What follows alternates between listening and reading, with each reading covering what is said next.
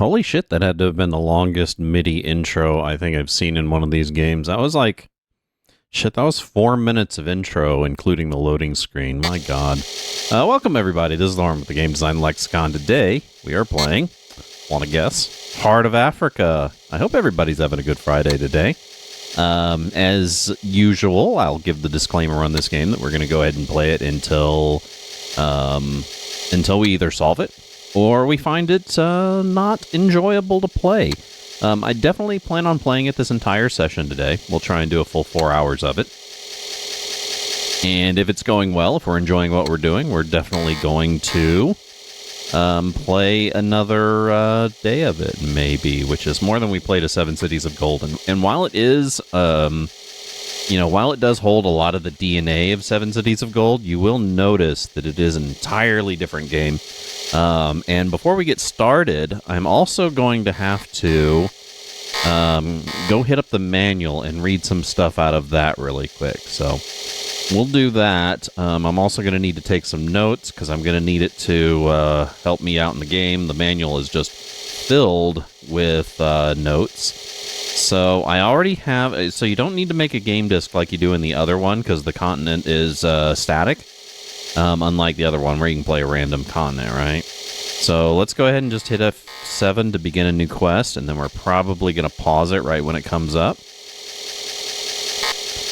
Okay, let's go ahead and pause it there. And let's go over to the manual. Bear with me one moment here. That is Sumatra PDF, and there we go. Of course, I have it reversed so I don't get blinded here. So we're going to be reading a little through this. Introduction. So there's the letter from Flattery, Frump, Flaghorn, and Fagin, solicitors at law, Prim's will, Prim's letter to Fagin, Prim's unpublished paper of the legend on the legend of Onk Onk, which is the guy that we're trying to find, but you'll figure that out as we go along. Prim's African diary, which unfortunately is going to be the longest part of what we're going to have to read, and we have to really read all this, so again, we're going to be taking notes on it, right? So, Flattery, Frump, Flaghorn, and Fagin, with Fagin crossed out. Solicitors at Law, 57 Park Avenue, New York, New York, October 10th, 1889. Our most respected candidate, the purpose of this letter is to inform you... Actually, give me a sec. Let me put this over on the other screen so I can... There we go. So I can look a little bit more this way. Our most respected candidate, the purpose of this letter is to inform you that you have been named heir apparent to the estate of Mr. Hiram Perkins Prim. Contingent upon your completion of a certain task, we congratulate you for satisfying the criteria set forth by Mr. Prim as an uncommon person who is in a state of uncommon worthiness. Mr. Prim, late of New York and founder of the Prim Casket Company, apparently perished during an expedition into Africa. We last heard from him in 1887. He appointed our firm to serve as executors for his estate in the event that he did not return. Our firm's commitment to Mr. Prim includes choosing a suitable person to inherit Mr. Prim's vast holdings and making certain that his life's work, shedding light upon the dark continent, does not perish with Mr. Prim. You seem to be the suitable person for who we have searched. You are believed to be intelligent, ambitious, energetic, and on your way to becoming established in the world of commerce. Our research suggests that you feel yourself to be both underappreciated and under-rewarded in your present situation. Moreover, you are thought to be ignorant of the African continent. Mr. Prim felt quite strongly about this later criterion. After his retirement from business, Mr. Prim devoted full time to the first-hand study of African funeral customs. His aim was to write a book about primitive and ancient funerary methods. It was during this research that Mr. Prim came upon the rumors that led to his final expedition.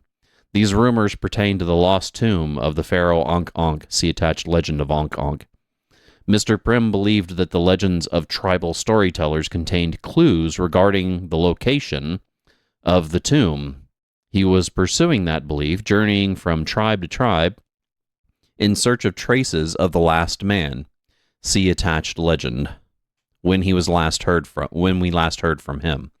Prim attempted to involve other exploring groups and his own family in his quest.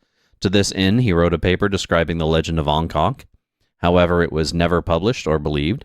His curiosity grew into obsession. He believed that if he could locate this tomb, he would uncover the lost secrets of ancient Egypt, including the mummification process used by Egyptian embalmers to preserve flesh. He would also vindicate his reputation with the so-called experts who showed no interest in his search. He traveled through regions of Africa, but never found the tomb. His family attempted to have him declared insane and to have his wealth removed from his control. He retaliated by declaring that no member of his family would inherit a penny from his estate. See attached will. In 1887, he informed us of his intent to return to the heart of Africa, where the tomb will be found. No one was to accompany him so that he might win the trust of the natives who could tell him stories of the last man's trail. All we have are his notes summarizing his journey up until that point, see attached, and his instructions regarding what to do in this event, what to do in the event he did not return. Here are those instructions as they apply to you. 1. This expedition must be undertaken alone. Like both the last man and Mr. Prim, should the worst happen, our solemn pledge to you is that we will send another person after you and will ask that he give you a proper burial should he locate your earthly remains. That person, of course, will, of course, have succeeded you as heir apparent to Mr. Prim. We also hope you will be alert to discovering the remains of certain other individuals who have preceded you, including Mr. Prim himself. 2. Mr. Prim has stipulated that the expedition must be completed within 5 years. If you are gone longer, it will be clear that you are hopelessly lost or deceased. Therefore, if we have not heard from you by December 1895, we will have to send someone else forth, someone who will have first claim on the discoveries and the inheritance. So don't tarry out there. Find the tomb and hurry back. 3. You will find enclosed a check for $250 for your initial provisions. We realize this is a small amount, and will wire money to you in port cities as you make important discoveries that confirm your uncommon worthiness. This is in accordance with Prim's wishes. I wonder how much $250. $250 USD in, what is that, 1885? Let's see, 1895, okay. So $250, that's about $8,000, almost $9,000. So $9,000 they're sending him. It's definitely not a unmodest amount, right? An immodest amount. 2, Mr. Prim has stipulated that the expedition must be completed. Oh, I already did that one. 3, you will find enclosed a check for $250. Oh, that's where I stopped. 4, passage has already been booked in your name on the SS African Queen departing Baltimore for Cairo on November 29th, 1889. You need only report to the ship with proof of your identity on you before that date to claim your place on board. Your 5-year term of opportunity will begin when you arrive in January 1890. If all goes well on the voyage over. We trust that we have judged you correctly and that you will undertake the quest. May good hunting and luck be with you. We remain your most obedient servants, Wilford Frump, Esquire, Ronald Flattery, Esquire, Willoughby Flaghorn, Esquire, attorneys at law. Should you come across the earthly remains of Mr. Fagin, you need not provide funeral for our former junior partner. His expedition was quite unauthorized, and he was never eligible for the Prim inheritance.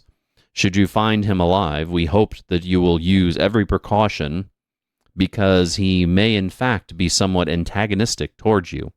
You may tell him for us that he has no business being there, and also that he will not find a warm welcome should he wish to return to this office. We are reasonably certain that he has failed thus far to find the tomb. We are also of the opinion that he was in no way an uncommon man. His greed is, or was, most ordinary. Attachments: Prim's will, Prim's letter to Fagin, Prim's unpublished legend of Onk, Prim's Notes on Africa. We took the liberty of having these typewritten for your convenience. Okay, so last will and testament of Hiram Perkins Prim. I, Hiram Perkins Prim, being of sound mind, hereby declare that all my worldly possessions, including my casket company, my estate at South Egg, Long Island, my yachts, and my Chase bank accounts are to be bequeathed in the manner herein described at the time of my death. First, no member of my family, including my wife, Estelle Jenkins Prim, my sons Bernard and Randolph Prim, my daughter Mabel Prim Lowell, nor my sister Beatrice Prim Turnkey, will inherit anything whatsoever. Second, my attorneys are instructed to find an appropriate candidate to carry out my life's work, which has been to shed light on the dark continent. I hope that these attorneys will choose an uncommon person of uncommon worthiness, one who is eager to seek knowledge and who is willing to share this knowledge with the world. I have been disappointed in the past by the professional societies who have pretended to have interest in Africa, but who are more interested in making jokes about me. Do not find somebody who thinks he knows Africa already. It is far better that the candidate be ignorant but curious.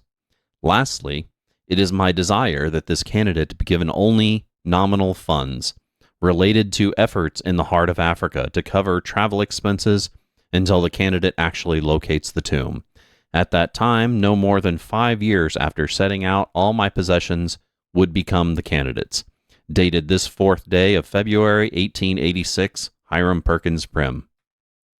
Okay, and this is Prim's letter to Fagin.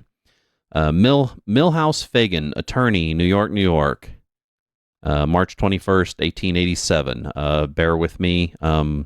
This is all in cursive, in hand cursive, which I can see why we stopped writing like this, because it's hard to read. My dear Mr. Fagin, I truly appreciate the personal interest you have shown in my journey, and hence I am writing to you rather than to your senior partners. They, like so many others, have been too busy to show much interest. Your letters caught up with me here in Zanzibar. Your questions reveal a mind that ought to avail itself to the opportunity to learn more about ancient death practices. I do have opinions about the chemistry of ancient Egypt embalming fluids, opinions I will share in my next letter.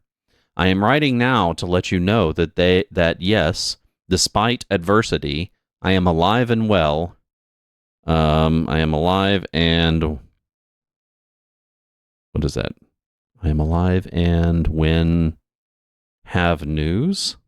I am nearer the tomb. I am nearer to the tomb than I have ever been. I must apologize for this letter's brevity and informality, but today there is neither time nor opportunity to maintain more than the barest minimum of civil forms. I am very ill, tired, and running out of supplies, but also,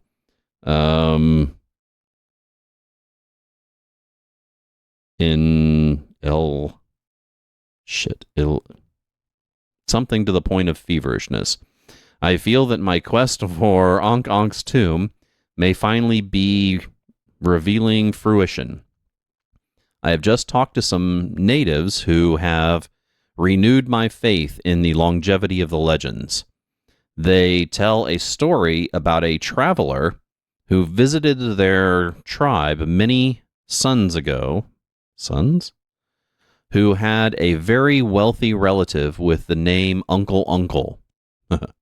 This must be Ankh Ankh, and they are going to take me where they understand him to be buried. It is some distance from here, but I have not come this far to be afraid of an additional trip.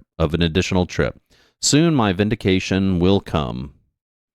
All ancient knowledge will be mine. The enormous wealth said to be buried with Ankh Ankh is of no consequence in comparison.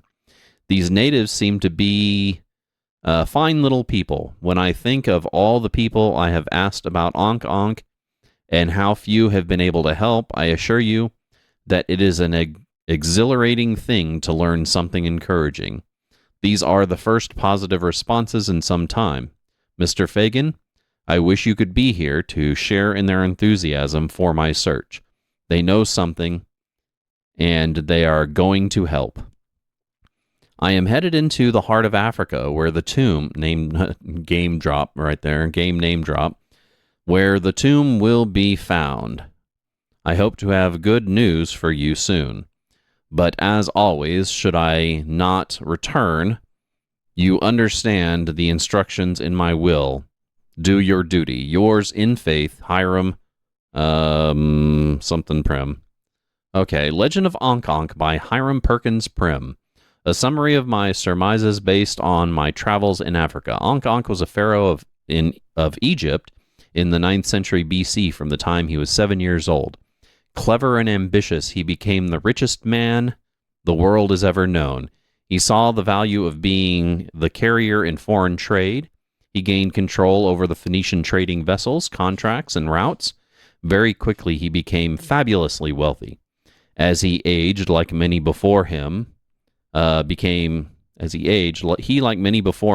less worldly and more concerned about what would happen to his body and possessions when the end came. He feared the marauders who had already begun raiding the pyramids, i.e. the tombs of his ancestors, desecrating their remains. Richer than any previous pharaoh, Ankh knew he would need to hide his tomb well if he and his possessions were to escape the fates of his ancestors. He called together his advisors and told them to discover the most remote part of the world.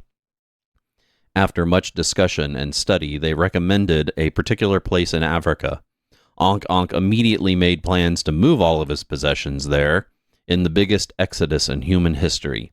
By my reckoning, this occurred some 3 centuries after Moses led his exodus. Before Ankh himself died, all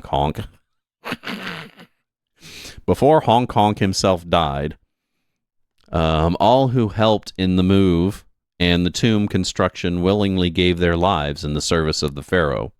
One last man was entrusted with 1. Sealing the tomb's only entrance, 2. Creating an unfollowable trail out of the area, 3. Killing himself.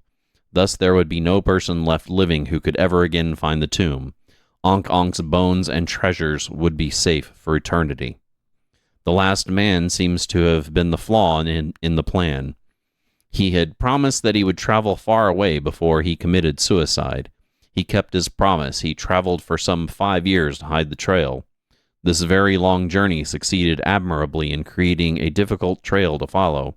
But stories about this journey became part of the legends of many African tribes. Many of these legends are still remembered by the tribal historians, and they contain hints regarding the path of the last man followed and thus constitute the makings of a trail back to the tomb. Note sent by Mr. Prim preceding his final venture into the interior. Okay, and this is the long part here, so I'm going to need to take notes with this also, because this will contain information that we will need to play the game. So I, Hiram Perkins Prim, have penned the following information summarizing my journeys through Africa. These accounts should show the development of my theory regarding Ankh's tomb. Also, let's see, as well as other information which I hope will prove useful should it become necessary for somebody to follow me. I have divided these necessary brief descriptions into 5 sections, each dealing with but one region of this amazing continent. Although I usually narrate my encounter with only one tribe in each region, the tribe I choose is quite typical for the region as a whole. Thus, you may trust the information on language, culture, practice, religions to apply throughout the region in question. So the first is the North region. And again, I'm taking notes with this. I am a month out of Cairo, somewhere in the desert. My maps were blown away in a storm, so I don't know my exact position. The sun's light is now overwhelming. Searing, burning, relentless, its oppressiveness wearies the spirit even more than the heat.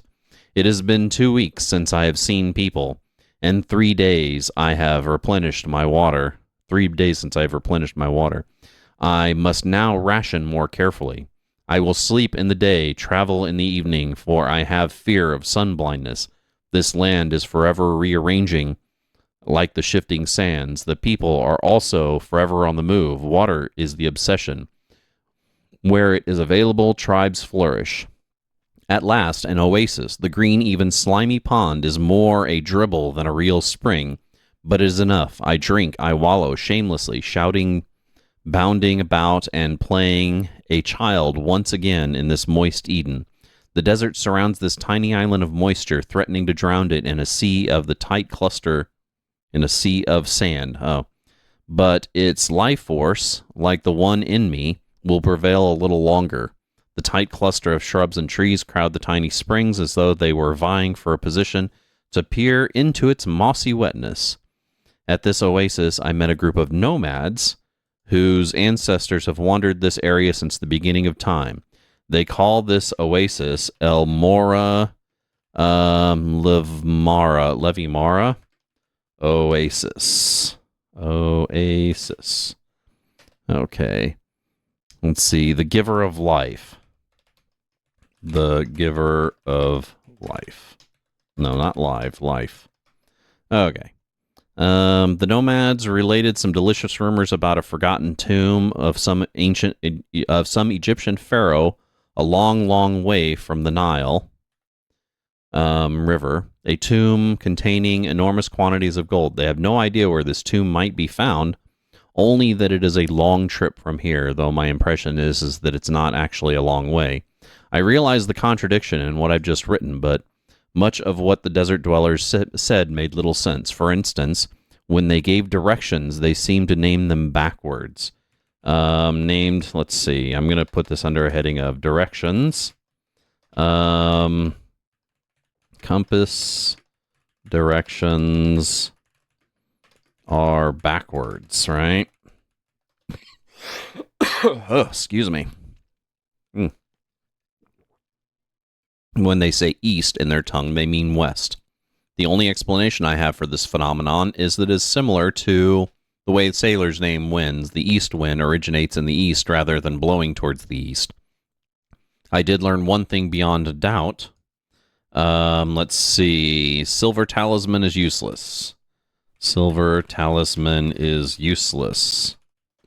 Okay, and these are important facts here, so that's why I'm writing them down. They are eager for gold. Eager for gold. So now I know what to trade with them for. Gold or diamonds. Diamonds. Why diamonds? Diamonds are fucking just useless rocks. But these odd nomads seem to have an aversion to silver. So definitely don't present them with silver in the North region. At any rate, I have a theory about the importance of listening to natives on the question of location of this tomb. Though their history is not written in books, they do have bards who still tell tales they have been told since ancient times. I have heard that such is also the way of the Iliad and the Odyssey were transmitted originally, which lends support to my theory.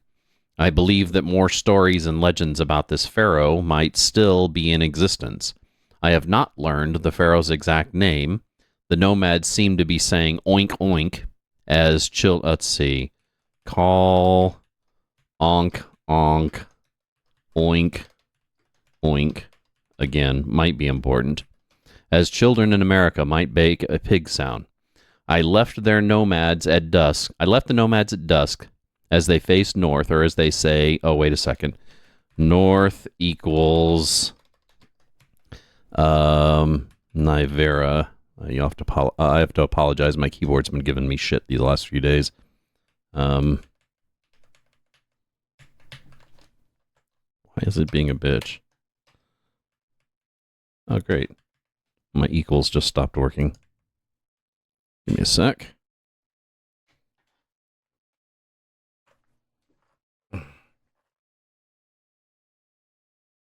What?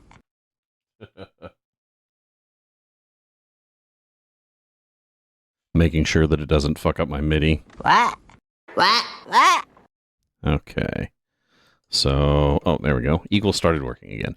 So, let's see, where were we? Saying their evening prayers. So, north equals Nivera. Does that mean that's backwards? Their camels bleated plaintively as I walked across the sand, which still held the day's heat. They call their camels equals ungomates.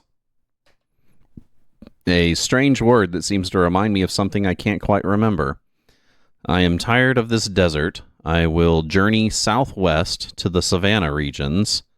Let's see, went southwest to savanna of West Africa. So that kind of follows his path. Gahanna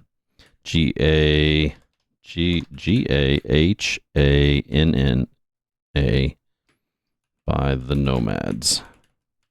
So there's my first notes for the northern region. So next is the west region. Give me a sec. How much time we got for this section? Looks like it is break time. So let's go ahead and take a break. We got, what, 20 seconds? Yeah, I'm not going to start on this region just yet. It's taking a little bit longer, of course, than I thought it would to go through the manual, but that's good. I thought it would only take me about 30 minutes, but taking the full, first hour, perfectly acceptable. We have, I think, 5 regions total, and we just read over 1, and all the other notes. So we should be mostly done with it. So this Storm, Game Design Lexicon, we're currently playing Heart of Africa for the Commodore 64, going through the manual and such. If you like our content, make sure you give us a follow down below here on Twitch. We do stream currently live in front of a studio audience on Wednesday, Thursday, and Friday, noon p.m. till 4 p.m. Central Standard Time, GMT -6. If you can't make it live, hit us up over on YouTube, hit the subscribe and the alert button, and know when we're putting up videos there, which is pretty much every day. You can also check our abouts for any other social media platforms we are in. You can also check our live schedule here on Twitch. I keep all that information updated. Again, I'm going to take a music break, and we will be back with some more Heart of Africa for the Commodore 64.